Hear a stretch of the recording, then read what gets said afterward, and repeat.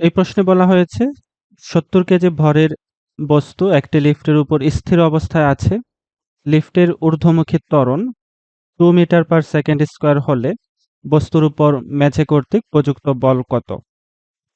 এক্ষেত্রেও লিফট যেহেতু ঊর্ধ্বমুখী সেক্ষেত্রে আমরা বস্তুর উপর মেঝে কর্তৃক প্রযুক্ত বল পাবো F equal m into g plus a।